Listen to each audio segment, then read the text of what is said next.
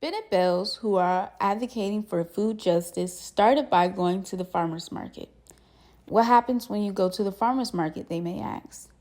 First, you get access to farm fresh foods with no preservatives. Second, you build a one-to-one relationship with the person who grows your food. Third, you take away the consumer power given to big corporations and give it back to the community farmers by spending your money with them. The magic happens at the farmer's market.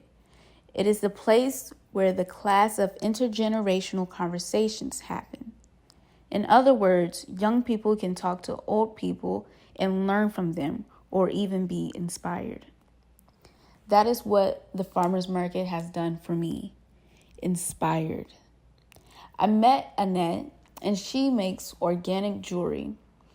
It created so much wonder for me to see and touch her artistic jewelry collection. Making her pieces from cherry pits, paper mache, wood pieces, and more. My Gen Z mind was blown. Within my generation, we did grow up watching do-it-yourself videos, making our own purse, bracelets, and coffee holders. Her generation of people in the farmer's market, they create their own jewelry, own lemonade flavors, own seasonings. One generation is still understanding their talents, while the other generation has mastered their talent and now selling it. And yet, they are still involved in their communities. Big corporations would come out with new flavored cereal or granola bars every week. These things would be packed with preservatives and made to make money. In contrast to, when you go to the farmer's market, you will find that there is a new flavored lemonade. You try it and hear the story of how this lemonade was made by mixing another farmer's lemonade together, and it birthed a new drink. This leads to partnership and more community bonding. There is so much to be gained physically and mentally by going to the farmer's market. My class project. How did you begin making organic jewelry? Well, I started when I was activities assistant at an adult daycare center in High Point. Mm-hmm. And we started making paper mache. From paper mache, I discovered that you can make paper clay. Let me take you down here. This is paper clay. Mm-hmm. These are like all that mail you get in the mail at home with credit card forms and all that. Mm-hmm. I take it and I make it into paper clay beads. And this is paper. Mm-hmm. And these are pistachio nut shells.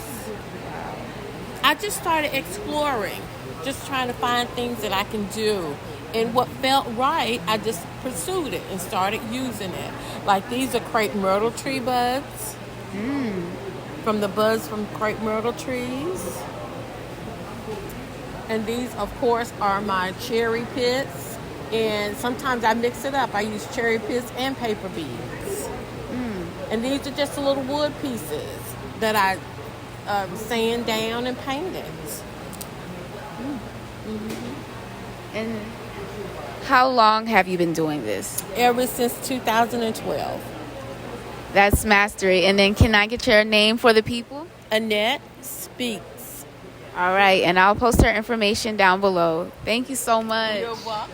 Together, I give you tomatoes, you give me garlic. We've got, pasta sauce for years. You know what I mean? Mm-hmm. So that's, in terms of climate resilience, but a lot of people your age and younger, believe it or not, they think that food comes from the grocery store. And they really do. And it blows their mind when they come here and they see a tomato on a vine, or they come here and see an apple on a tree, because they just are used to going to the grocery store and you get these pretty polished apples. So I think that we're coming into a time where the grocery store is not going to be the source. Y'all experienced it. Y'all are young enough to have, or old enough to have experienced supply chain issues with the food in the grocery stores. We saw the prices of eggs go through the roof, right? We all saw that. Yep. So y'all experienced that. So, you know, I just feel like we've got to prepare ourselves for those hard times. Prayerfully, they won't come, and we'll just be over-prepared. But I'd rather have it and not need it than need it and not have it. So that's kind of where we are. Right. And with the produce at the grocery store, all the produce at the grocery store was picked because it transports well. That's the only reason that they pick. Yeah. That's why if you grow a tomato yourself, it tastes so much better because that one's picked out for flavor, not for transporting. Because Right. when it's on the truck, the fruit's all rumbling around, like hitting up against each other. And if it's like one you grow yourself, by the time it gets to the grocery store, it's going to be all bruised up Right. and like leaking everywhere. It's not going to, like, the shelf life on them is not nearly as long as the grocery store stuff. I get like recipes, like with my drinks, I do my drinks, but I also buy some other people's drinks as well. And I mix my drinks with their drinks because we have another lady, she does elderberry, just elderberry drink. And she likes to mix my ginger with her drink, And you never know, you know, we can collab with that. They'll buy hers and they'll say, come over here and get hers and mix it together and see what you got. You know? And that's authentic marketing. Yeah, That's where it starts. Yeah, so you just, you know, like I said, just come and invite social media if y'all able to put it on each week, post it the times that we here, and push it out, you know. Can't make nobody come just like I can't make nobody buy it. When I give samples, they give samples, and me, if I stand behind my product, hey, I don't mind giving samples. How does it make you feel to be able to support others around you that's doing the same thing that you do? Oh, it's a wonderful thing. It is a wonderful thing. Like I said, the time, even the money that we make, sometimes we go and support the next vendor. You know, it should be like that. But not saying it is, but that's the way each one helps one. You know. 21 days. He will not use a cattle prod on them, which is an electrical shock that moves them around. That stiffens their muscles. Okay. When you do that and you cut their throat, they stay stiff. And that's the reason you get tough meat, is because somebody shocked them and cut their throat and they never did relax. But we don't do that. Oh man. So they put a shock to the meat and it makes it's a cattle prod, and it's a stick about this long. Okay. It's got 2 forks on it. It's battery operated, and you use them to move cattle around. Because if you have to force a cow to move a lot of times, that will shock them. So when it does, they're like that. Yeah. And then he cuts their throat. But he doesn't do that. But most of your big slaughterhouses do, because they're moving so many cattle and all. But once you cut their throats, they stay like that. Those muscles never relax. That's why you get tough meat. Okay, that's interesting. Okay, now I want to use this for my project that I'm doing for school. Go right ahead. And so, hello everyone. I'm here with Donnie Shields. and he is teaching me about challah meats. And so now I would like to know, which meats do you prefer, the challah meats or traditional meats? I like the challah meat. I like the grass-fed more than I do the grain-fed. It just makes better meat. So can you taste the difference between the Yes, grass-fed? you can. Okay. What is the biggest difference? Like, It has a meatier taste to it. the grass?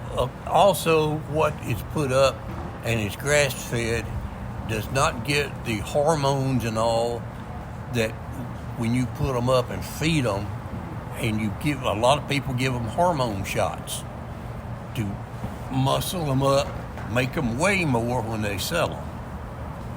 But we do not do that. And that's grass-fed meats. All ours is grass-fed. That is awesome. So I'm interested to hear about how you start your farm. It is actually not my farm. Okay. It belongs to a lady. I only sell for them. She has been in this spot for 20 years. She sells also at her farm before she moved here. She knows more about a cow than a veterinarian does. She works the farm all phases of it, delivers calves, the whole thing. She's very, very intelligent. I would love to meet her. Is she going to be at the farmer's market anytime soon? She is normally here on weekends. Okay. Weekends. All right. And this is Queen Bee's Farms, and I will post this information at the bottom of this podcast, and I hope to see y'all in another podcast. Bye.